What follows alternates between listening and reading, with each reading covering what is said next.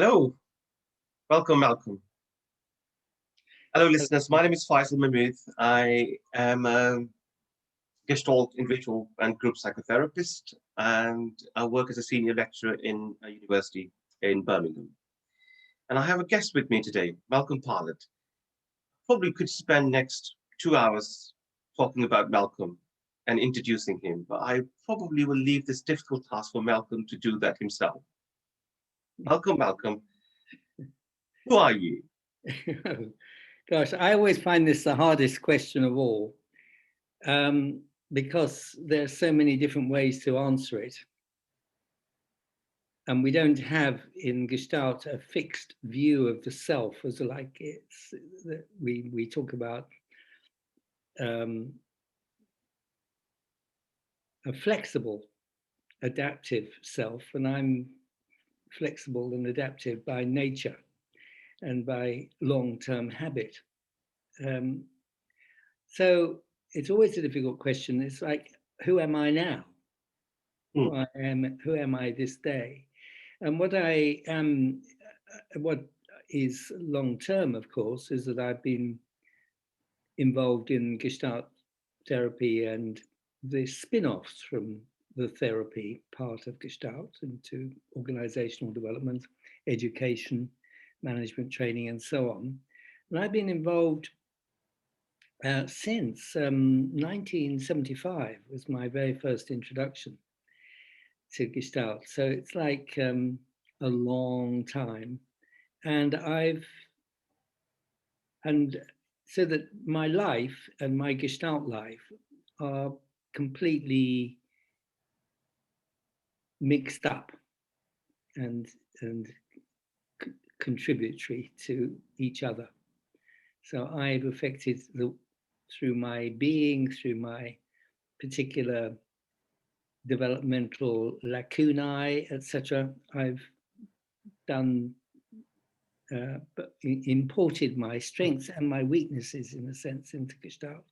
And Gestalt has fed me and nourished me and at times disappointed me. So it's like it's a two-way process. I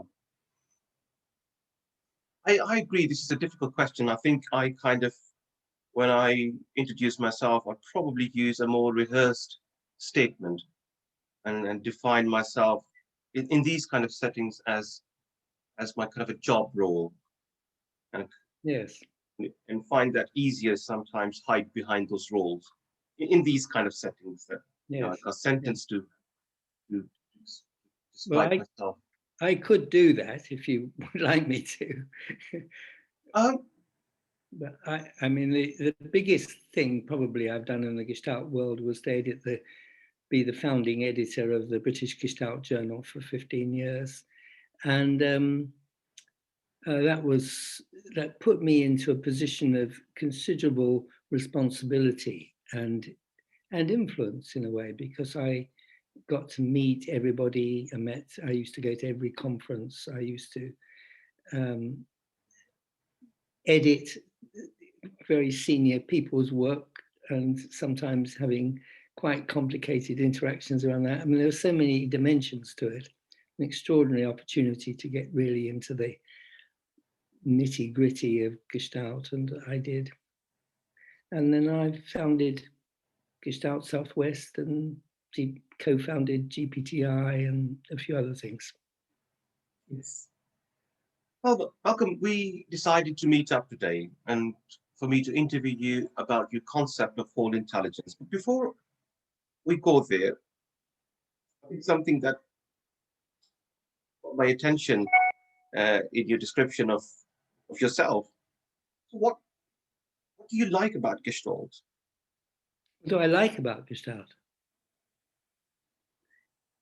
And you started by mentioning whole intelligence. So do you want me to I'll come to the whole intelligence in a minute, but I would like, because you said there is something that excites you about Gestalt and there are some disappointments. I don't know if that's the word you use, but yes, something to that effect. I heard myself say it. It's not something I rehearsed. What I love about Gestalt is that it transforms lives, or it can be a means by which people can transform their lives. And it's a practice, and it's a series of concepts and ideas and principles and values that have fitted me, and fitted me right from the beginning. Somebody described getting into Gestalt as coming home. Like it's coming to, it made sense to me. And I had some previous experiences which hadn't made sense to me. I mean, I was deeply involved in academic psychology, and I didn't enjoy that or feel that it was my métier. And I also had a degree of exposure to psychoanalysis, because while I was at Cambridge, I became connected with Jock Sutherland, who was the director of the Tavistock Clinic at the time. And through his willingness and interest, I used to attend every week an ongoing group at the TAVI, therapy group, which I observed along with a lot of Tavistock trainees through a one-way screen. And that's something that showed me quite absolutely, really, that this was not what I wanted to train in.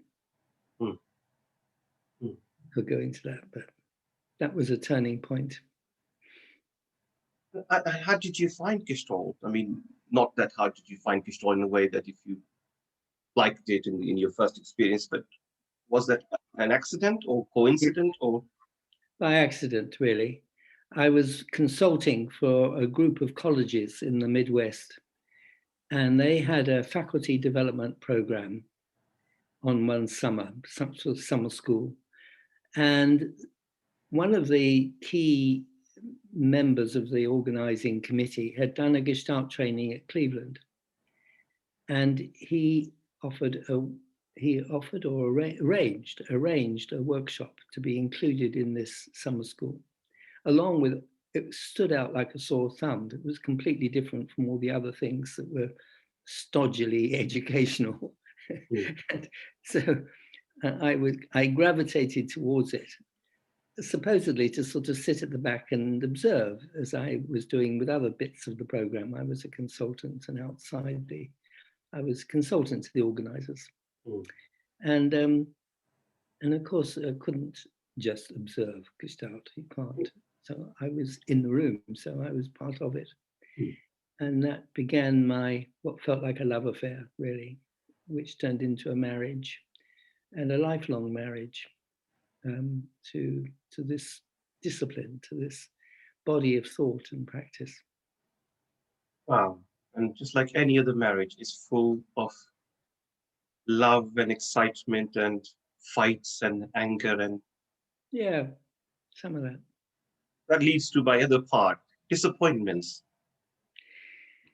Yes, I absolutely don't quite know why I said that. I mean, there have been, I'm sometimes disappointed, I suppose,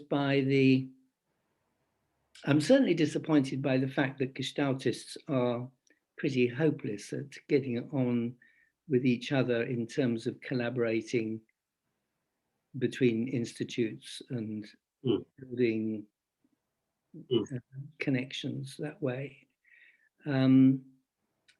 which has limited Gestalt and held it back from taking its place as a very powerful force in the global affairs, I think. I'm also disappointed that although there's lots of talk about, if you like, the environment, and indeed in field theory, the organism stroke environment field, the attention to the environment has been spotty. Now, there's some very good things coming along, and I particularly want to highlight Steffi Bednarek's recent paper, which was a very important paper.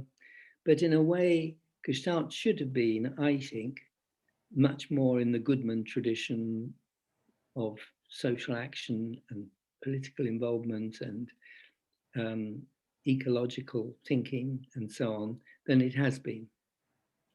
So it's another disappointment. And I suppose, in some ways, sorry, I'm interrupting you, Malcolm. In some ways, do you think the followers of Gestalt kind of became found themselves probably more attracted to Pearl's and Pearl's kind of thinking, and somehow the Paul Goodman's work ignored or not paid enough attention? No, I think you have to look at what was going on in the world, and the world of America in the 50s, 60s, 70s was heading dramatically in a very individualistic direction, and people wanted, in the Gestalt world, they wanted it was a highly based approach around personal development, personal growth, becoming different kinds of individuals. So that in a sense, Goodman's perspective, which was as much on the social forces acting and the pressures that people were undergoing, became less. And all the questions to do with power and so on, and social influence, and the emphasis was much more on individual interjections rather than, if you like, the forces impinging on people that, in a sense, oblige them to interject. So I think we lost the plot collectively. I think they did, we did, because I was part of it too, for a long time. And I still don't think that the full weight of our emphasis on contextual thinking, has really been assimilated into Gestalt.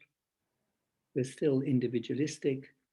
We're still predominantly thinking about individual work between a therapist and a client as a sort of, there are lots of other things going on, but those are all tangential to that basic spine, which does come from both Fritz and Laura, because they were both working therapists. And despite the field theory, that the very central feature. Yeah, despite that, yes. Malcolm, perhaps that's another sitting for us to explore more about Gestalt's journey and where Gestalt is and what needs to be done for its growth. Your journey from psychologist, coach, consultant, Gestalt therapy, and then moving to developing the idea of whole intelligence. What happened at that point, at that junction, from Gestalt therapist, Gestalt trainer, to developing the idea of whole intelligence? Well, it happened by stages, because the term whole intelligence didn't really emerge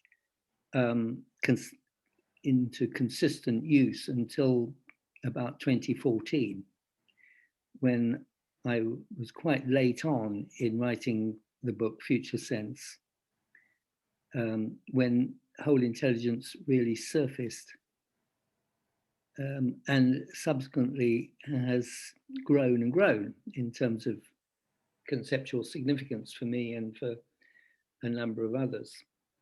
But before that, the emphasis was very much on the 5, what I call explorations here. They started off as 5 abilities.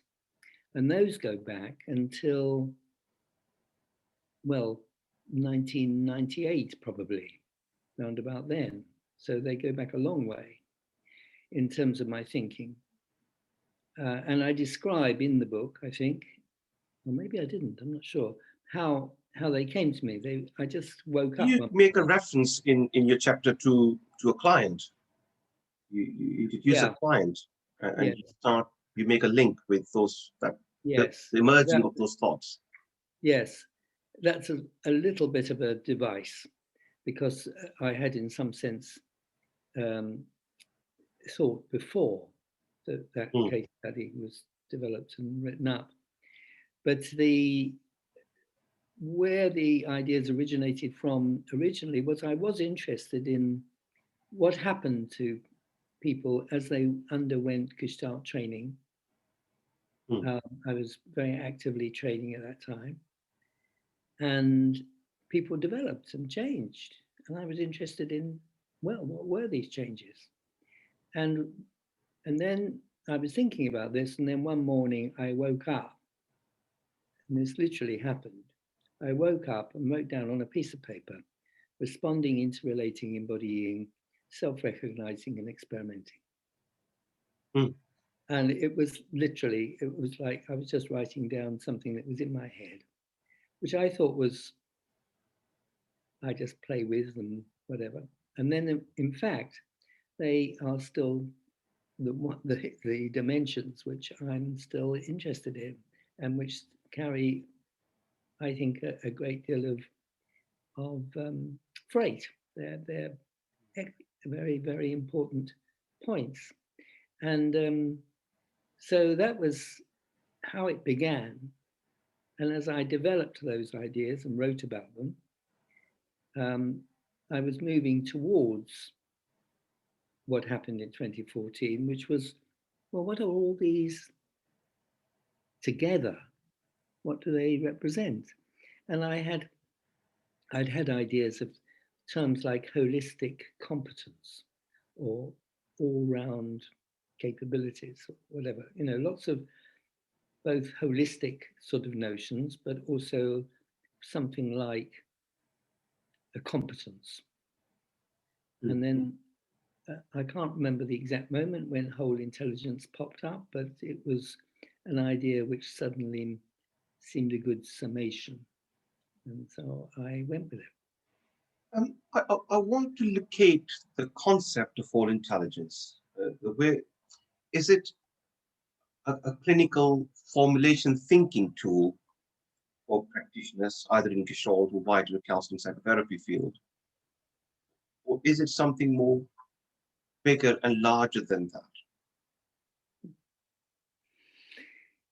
Well, of course, when words, the logos, is hugely important, isn't it? We name something, and then it takes a life of its own and begins to feed into our thinking, and our thinking creates the term, and the term creates new thinking.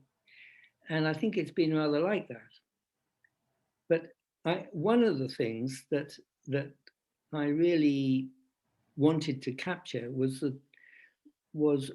in Gestalt terms, what is it that, if we had to sum up to answer the question, what do people get out of studying Gestalt?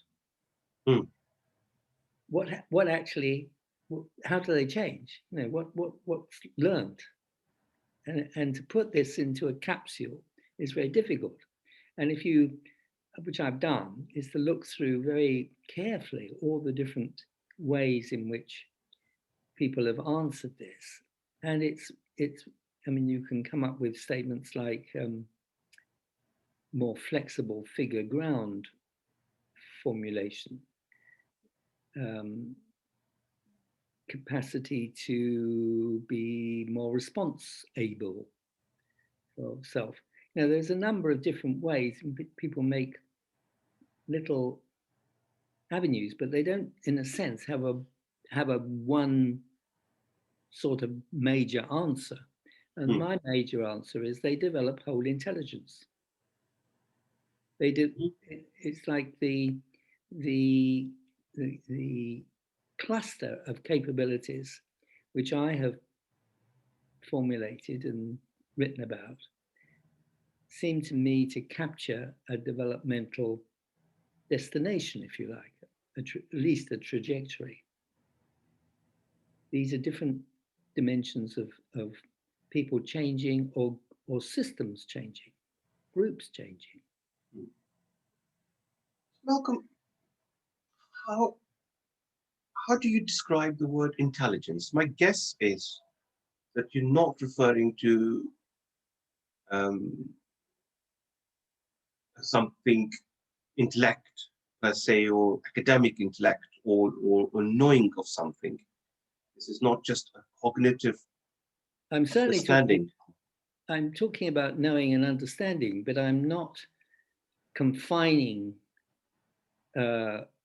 intelligence into its most narrow version of how that's thought about in our present era, where it's equated very much with cognitive facility, in short, sort of brain power. It's not to do with computation and chess playing and IQ tests. It's a much broader concept than that. It's saying, and it's deliberate, and this is deliberately, in a sense, almost a political point, that is too narrow a conception of intelligence, and that I want to go back to how intelligence used to be thought about before mental testing got in the way, which then sort of squashed down what intelligence meant to refer to, because it had to be something that you could measure, which meant pretty tests with hard and fast answers. And that's ridiculous, that we're only talking about things that are measurable. And it's arguably damaged a lot of scientific endeavor, but it's most conspicuously does in this case, because being sage, wise, having good judgment, being able to size complicated situations up and so on, all of these aspects that used to be included in the notions that people had of what intelligence meant, these all got sidelined or lost. And they're crucial. As you mentioned about the psychology journey or the discipline, but also in counseling and psychotherapy, there is some form of division between intelligence and emotions. And somehow therapists tend to find more interested in emotions and feelings than at times intellectual processes. Was there anything specific, Malcolm, that you kind of picked the word that belonged to the one camp more? Is there a risk, or is it more about that your political statement, as you said, that you challenge the narrow definition of intelligence? Well, definitely the latter. But the interesting thing about the division between intelligence and emotions is just another dualism that Gestalt seeks to undermine. And in fact, the more that we discover about brain activity and so on, the less does it make sense to talk about, if you like, intellect and emotions being separated, because there's always a particular, they're always completely blended and mutually affecting. So if we're enthusiastic, then we will be curious about something and we put our attention onto it. But if we are put off by something or afraid of it or something, we may withdraw from it and not pay so much attention to it and not concentrate on its intricacies and complexities.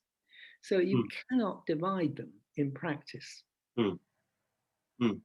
So it's another of the kind of limiting ways in which people think and theorize.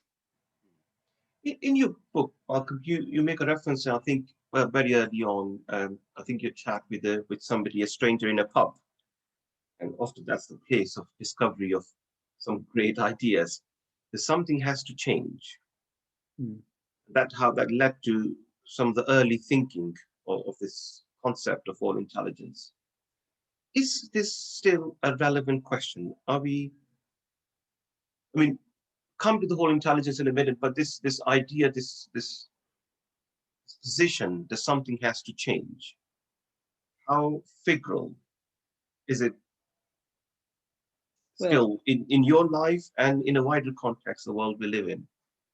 well, it's still absolutely central to me and I believe the world we live in, because we just take the climate crisis. If we are to have a sustainable biosphere, we have to keep global temperatures down and stop emitting so much carbon into the atmosphere and other greenhouse gases. So unless we change, we're done for. And the question is, yes, there are attempts, there are conferences, there are going to be, there are government targets set and so on, but there's a huge amount of habitual societal everyday life, in which the required degrees of change in terms of seriously cutting down on our behavior, use of energy, and our reliance on cars. I mean, there's so many things that require change. So what's needed is, as has happened around the pandemic, that the government has been forced to take a very active role in what's required. And the same degree of attention and urgency and governmental authority needs to be applied to the whole question of how we reduce our carbon emissions. Yes, I was wondering that is COVID-19 what kind of a nature's response to human greed? Because there's a huge reduction in carbon emission in the last, of course, 10 months, 12 months, and something had to change. And I think perhaps nature decided to act. Well, we can create a narrative about that, and it's an exciting one. And there's also huge longing on the part of many, many people, all of us to some extent probably, to a return to what we had before. I mean, I have children who live overseas, and for me to see them and my grandchildren, I have to travel there or they have to travel here. And that's, at the moment, is impossible. And we're inventing new ways to connect, but it doesn't suffice. Malcolm, I'm interested to explore all 5 dimensions of whole intelligence. Let's start the first one. How would you describe how it's responding to the situation?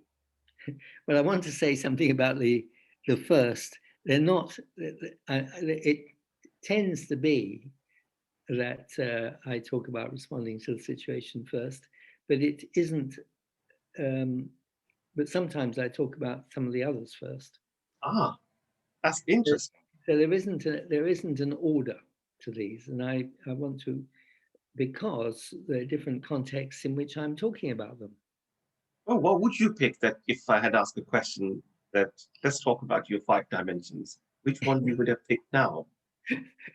Well, I absolutely don't have a fixed order. So I would think in terms of what would be right for this situation. So I would, in a sense, be responding to the situation, but I would also be attending to interrelating in terms of have we established a good enough connection, et cetera, for me to talk about this? Is there a readiness, an interest in the relational, which often there is. We're talking to therapists, often they respond better or more interested in the interrelating part. That's really interesting. I just want to say my experience right this moment that I kind of developed an order, a linear order in my head of those 5 dimensions. And it's brilliant that you kind of challenge that, because I think that's the point, perhaps, that they should not be seen as a linear order, some kind of no, absolutely step or stage model, and how tempting it can be for me sometimes that I kind of visualize models in a stage form. What's the step 1? And I think it's really interesting that how you challenge that notion, and also this is more in line with the concept of whole intelligence. Yes, it is.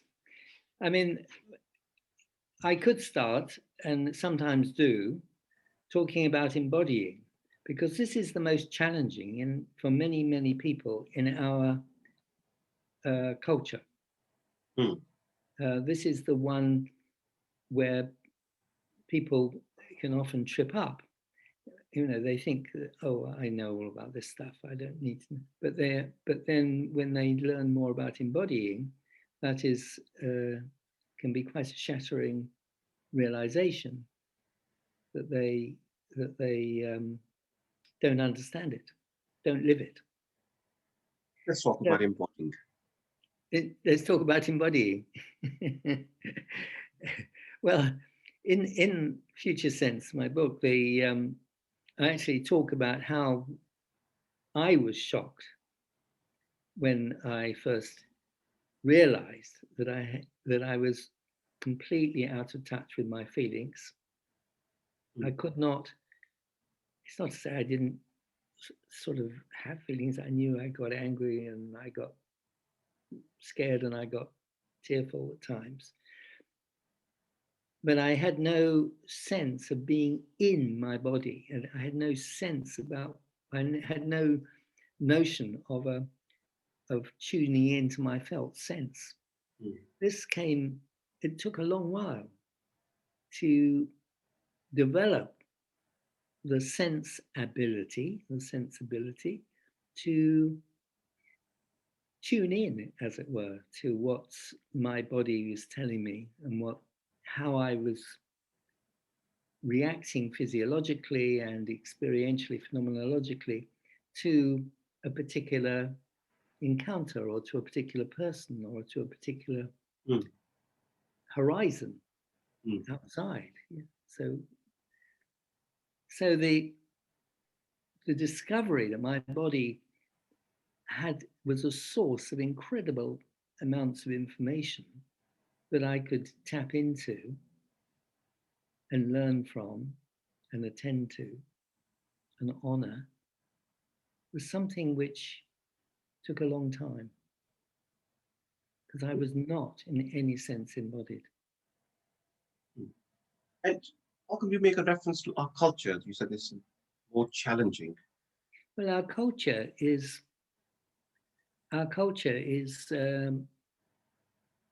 emphasizing all the time the verbal, prioritizing that over the non-verbal, talking about rather than talking from the heart, say. So, and it goes back, of course, to Descartes and the separation of mind and body, and the elevation of rationality and thinking as being somehow the final arbiter of wisdom. And Gestalt is opening doors into the non-verbal and into the aesthetic dimensions of existence. I mean, I believe not just psychology, counseling, or psychotherapy fields, largely many other disciplines that are obsession with this dualistic thinking, me and you and inner and out and body and feelings. Why has this idea been so attractive to human race in the last many, many centuries? How does it serve people, this separation, this dualistic thinking, is extremely prevalent? Mm. Well, that's a very deep and important question. I think in part it's tied up with our whole long history of male masculinity dominating cultures, the masculine virtues of fighting and strength and being able to dominate others, and hiding a vulnerability particularly on the part of men, and a hatred of softness, as they would call it, which is associated with little children and women. So that was like a gender bias, so deeply held. And it's certainly true that I think in many ways the cultural experience of women growing up has been much more accepting of a much wider range of feeling states, particularly of love and tenderness and sadness, and being able to include the expression of those emotions in the fullness of life.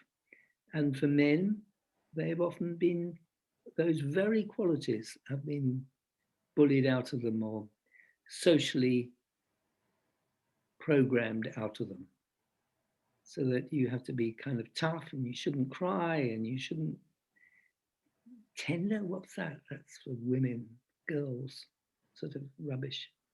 And I wonder that in the mix of that, how much that white race also played a part of the fear of inclusivity. The fear of being inclusive and including the different dimensions, the feelings, the love and affection. Yes, yes. Division, either based on gender or race, it's kind of served the same function, or still serving the same function. Yes, yes, yes, yes. The indeed, and our capacity to differentiate and to get stuck with our differentiations is such an anti-Gestalt thing to do. It's like either orisms, dichotomous things, rather than dichotomies, rather than dimensions and continua. So that Gestalt view is, between masculinity and femininity, we all have a bit of each, and as it were, the ratio is different in different people's experiences, but the continuum is an honourable and one to be celebrated. And so that's an example about embracing both ends of them. Spectrum, the continuum, both polarity. Exactly. Welcome from your own experiences and your, as you named, your struggles, to have a true felt sense of your experiences. What would you say that could help people, or listeners, some trainee therapists or practitioners, the process of discovering or being in touch with the felt sense? Are there any top tips I know it's a very difficult question. I don't like asking topics. I'm wondering if there is something that you say. Yes. The practice of focusing by Eugene Gendlin, I think, is an excellent book. My complaint about Gendlin is that I think that he was very much influenced by his studies with Laura Pearls, who he never really acknowledges. But apart from that, I mean, he has developed a particular approach called focusing, and it's a widely available book, or was, and I certainly would recommend it as a practice, totally compatible with Gestalt. But I also think that there are lots of steps along the way to becoming more embodied and having a clearer sense of focus, body focus, and that is through little things like we might do it here. It's like, what happens if you attend to your left hand and the third finger from the thumb, from the thumb end, and really just pay attention to what that feels like. It's like it's really concentrating on particular things. And if people can learn to do this, it's not difficult. Just that they haven't done it very often. You've probably never been asked to pay attention to your third finger on your left hand before.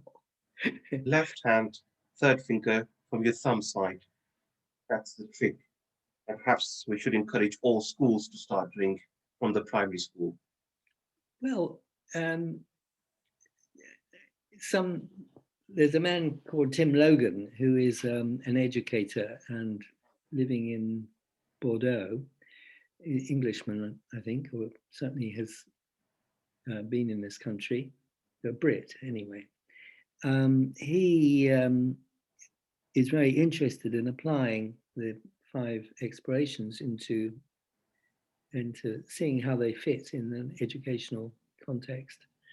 And I do think that each of the 5 has possibilities for educators. That's a sort of growing edge in my work at the moment. Which one you pick your second dimension? Today? I dare not suggest one. Well, I think I would go probably to responding to the situation, because that opens up the question of why bother with all of this stuff. This takes a huge chunk out of my life, and sometimes I think I am trying to influence global attitudes, and this is a conceited project in a way, because I don't have very high chance of being able to shift fundamental beliefs and practices, but I do feel it's worth the effort. And it's because of our situation as human beings on this planet, and the fact that we absolutely need to function at a higher level of intelligence. We have to take more considered actions. We have to learn ways to be that are respectful to our fellow beings. That the more that we have inequality, the more that we have division, the more that we have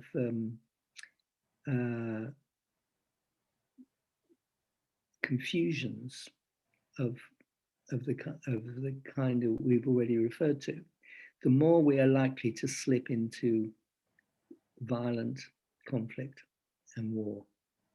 And I think an absolutely key part of my own story is that I was born in the Second World War, and just as the pandemic is affecting every single piece of life, so the war affected every piece of life in a much more scary way, even. And I was born right into the beginning of the worst period of the war, which was 1941, 42, when we won nothing. We were constantly having defeat after defeat after defeat, speaking from a British point of view. And America didn't come into the war until well into that period after Pearl Harbor. So it was like, it was a terrible time. And I know that formative in my own life has been that this has been my war experience. My first years were impacted by that. And for me, if you like, the abrogation of whole intelligence, the elimination of whole intelligence, is for us to go around killing other human beings and wrecking other families and destroying buildings and destroying schools and destroying the culture of, I mean, war is insane. I'm also wondering about the birth and war. In a very strange way, that's also responding to the situation. War is responding to the situation. The birth, giving a birth to a child, a newborn baby, is also kind of a response to that. Well, situation. I'm not going to get into my life story here, but yes, that can be.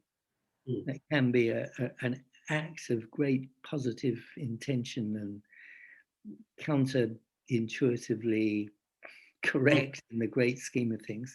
I don't think that was the case in my particular birth, but I'll leave that aside for the moment. Responding to the situation, so how does it fit within your whole intelligence model? Well, it's a very pivotal one, but they all are pivotal in different ways.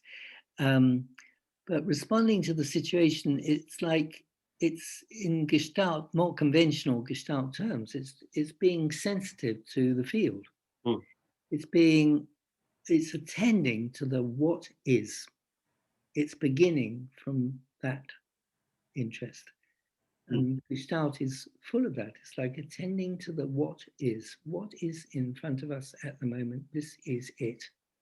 So in a sense, it could be responding to the present situation, but the present also contains the past and the future, of course. And the other thing that why it's so pivotal is that there are two aspects. There's the situation and how we regard it, which is highly individualized. And between different groups see this, quotes, same phenomenon in completely different ways.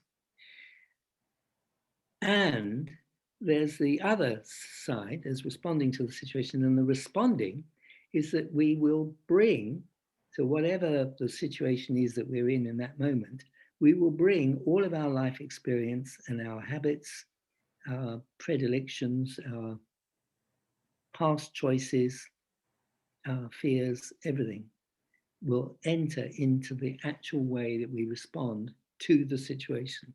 So it's like going into the heart of the encounter with reality that we are having at any time. Malcolm, a good question. I mean, we are responding to our situations all the time. Yes. Yeah, even if we are aware of that process or not. Is there more to this notion, responding to the situation, sitting within your model, that is there an encouragement? Is there a suggestion or advice how to respond to the situation? Yeah. Well, there's not a blueprint because every situation is unique and people's responding styles are so different. But there is something about becoming conscious of that we are responding to a situation and that we have choice. We do have choice. We may not have a lot of choice, and the pressures on us may be phenomenal to choose one thing. Like a good example, the Republican senators voting on Trump's second impeachment trial. They had enormous pressures on them, but they still had a response. And the response, they had to act and they had to choose. And as we know, a few brave and good values owning senators chose to vote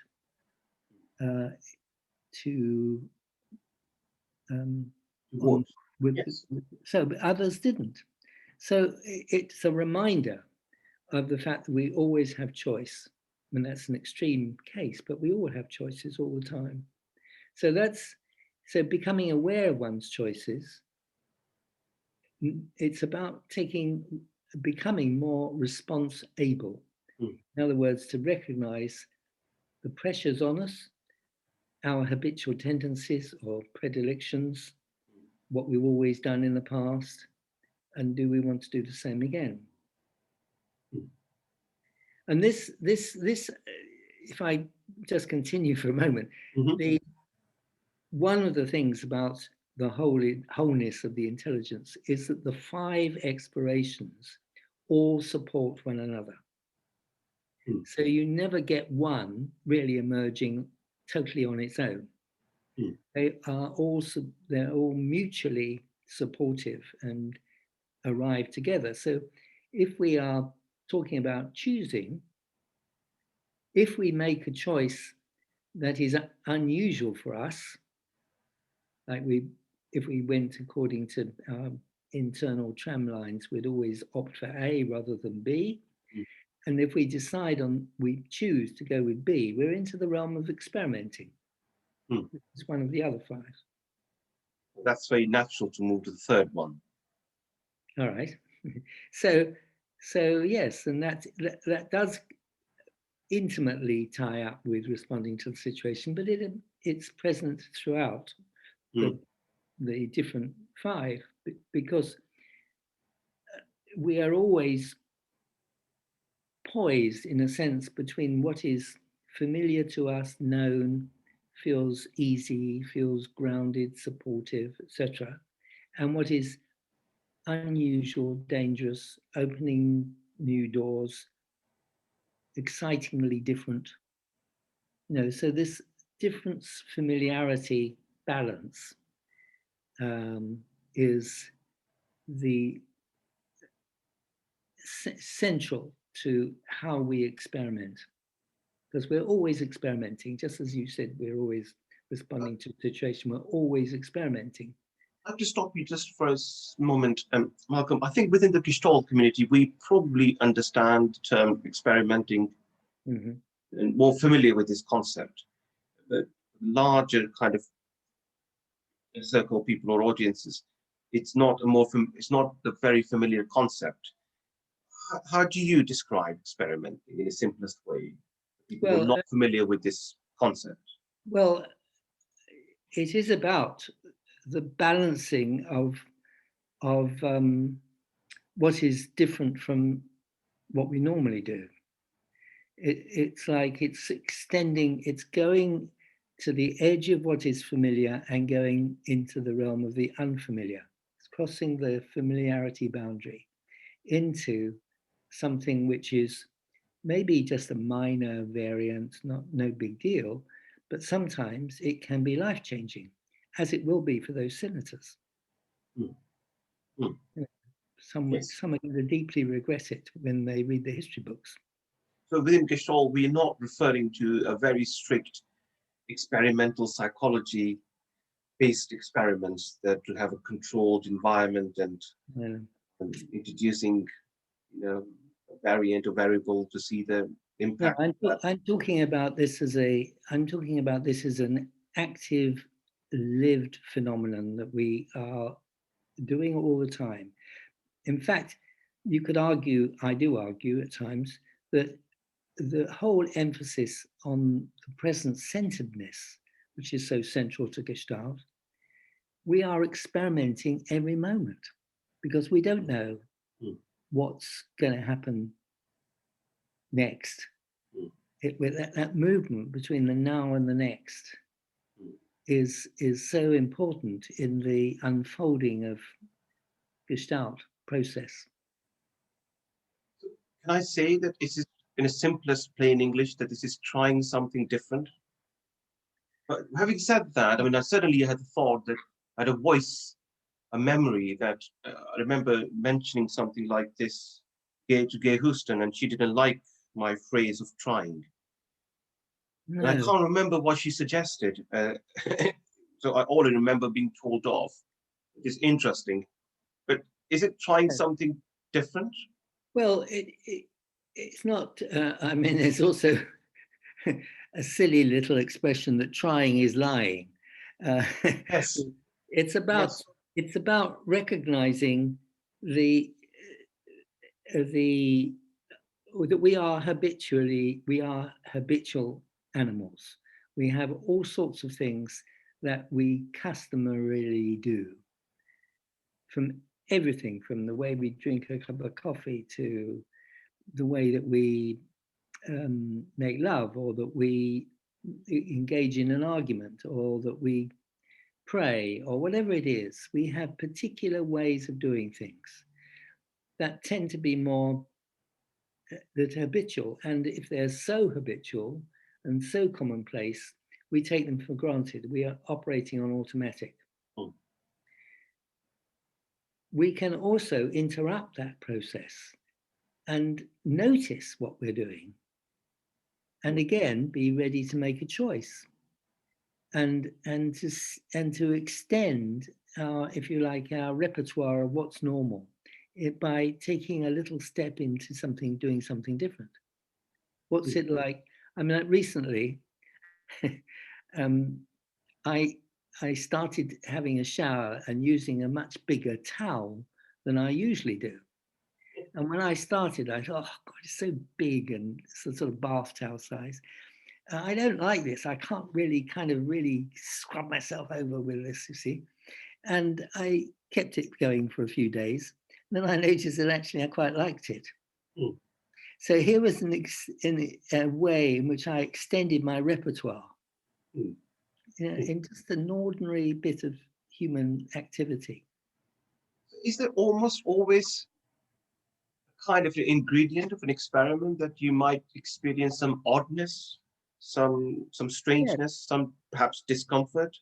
Yes, indeed. I mean, any time that we go, certainly if we go beyond the familiarity boundary, what feels safe, and into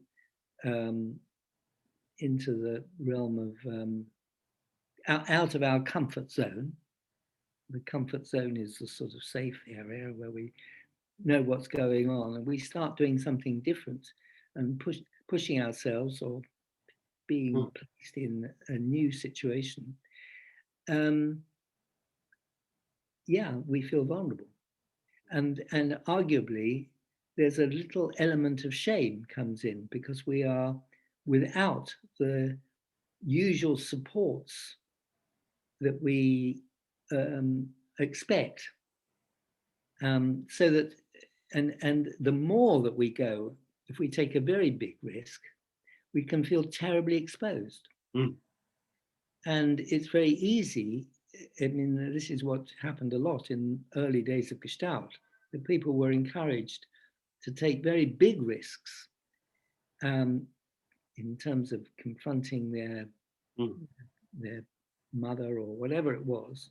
So, and then they couldn't assimilate it, because it was like they'd gone so far beyond the familiarity boundary that it was unassimilable in terms of their integration. So it became a kind of like a split off. Mm. It became something they did in workshops, but it didn't really impact on their lives because they hadn't integrated it. Mm. And Pearl's talked about integration, integration, integration. It was like absolutely key notion that our development depends on integrating and integrating what is unusual into what is usual. Mm. And hence the kind of the change within the Gestalt where the experiments kind of linked more with an invitation on the therapist part than an instruction. Absolutely, absolutely, yes. No, I mean that can be that's an absolute change. Yes, that's for the better. Fourth dimension. What would you pick? Well, let's do interrelating. Mm-hmm. So this is so in the early days. I remember getting some feedback from Ed and Sonia Nevis, who I sent some of my ideas to, and they thought that interrelating and responding to the situation should be one. It was really interesting. I didn't agree, and I stuck to my guns, which Ed was always pleased when I did that. He's wonderful man, but but it's all of them are slightly different. This is what makes for the combination of the five of them. They're all got sort of slightly different epistemological and ontological status, and it's like I don't mind that. This is a good map for particularly for people learning Gestalt for the first time or getting familiar with some of the things that are familiar to Gestaltists but aren't in the general population. So that's what I'm aiming for with this work, is to reach out, to extend Gestalt's influence in the world. But the interrelating is so crucial because we are a communal animal. We are not designed to be completely solo creatures. We are not. I mean, it is a punishment to put people into solitary confinement. It's a terrible punishment. And some people prefer their own company and so on and so forth, but actually their interdependencies are, they still go to shops and things. And if you go to a shop, you have to interrelate. So it's like, our relatability, our capacity to engage with other members of our species is absolutely crucial in terms of building collaboration, cooperation, membership of the human race, and of solidarity with people. And equally and hugely significant is our ability to be able to meet and not be scared by difference and even conflict. Sorry, Malcolm, is there a difference in your view, the concept of dialogue or dialogical relationship and interrelating, or are they kind of on a similar kind of ground, of Yeah. maybe more reaching out to more wider world than to the Gestalt? Yes. No, I certainly totally happy with the word dialogic, and I'm also very comfortable with the relational movement in Gestalt. I mean, these are all attempts. I mean, whatever the words we use, we're talking about how people are with other people and how we want to be with other people. And the main thing is that we don't dehumanize, we don't turn them into its. And this is absolutely critical for our time and for our survival, because otherwise we will this is a different way that we could end up, is through bombing each other to smithereens. And how relevant this discussion is, Malcolm, the points that you raised in the current COVID-19 situation, the isolation. Yes, I mean, yes, there's a lot more people feeling lonely and isolated and despairing, and they need connection and friendship and to be heard and listened to. I mean, these are crucial human needs. We need each other. Fifth dimension.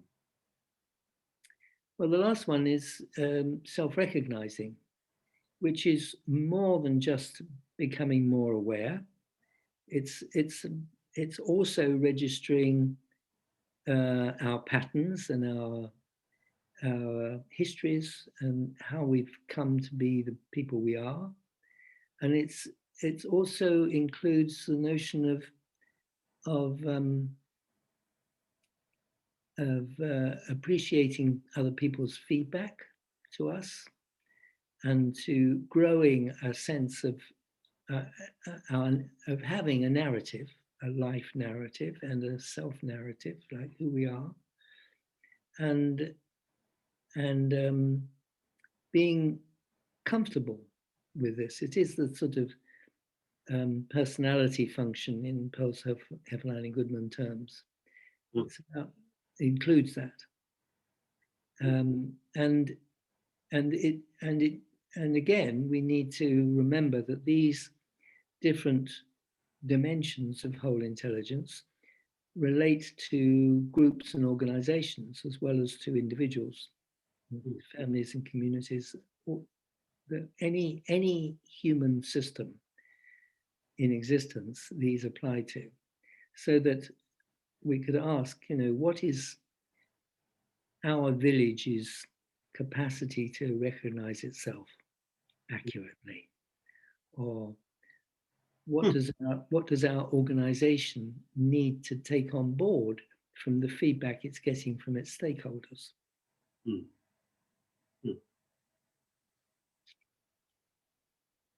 So these are all five, and they are all mutually supportive and all necessary. And this is where to come back to the notion of whole intelligence, that the wholeness comes from all five being available. But if some or one of these five dimensions is undeveloped or has been disfigured in some way or punished, then and it's fallen out of favor with a person or a system, then there are consequences. Then there is, in a sense, a lack of flow, a lack of integration, a lack of human satisfaction begins to emerge. I'm very conscious of time, so just a couple of brief, quick questions. Application of this concept of whole intelligence. I've split this question in two parts. One for therapists and counselors. How could practitioners apply or use this concept in their work with their clients? Well, it's a map. It's not the territory, it's a map. And people have other maps that they're probably already using. So, and yet, as we know, if we go for a hike, sometimes it's quite good to have two maps or several maps, because we notice different things with each map.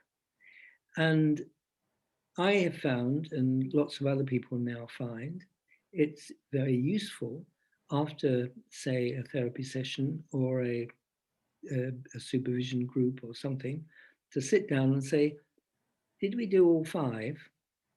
Did we respond to the situation? Did we really get it stuck in and work together on this?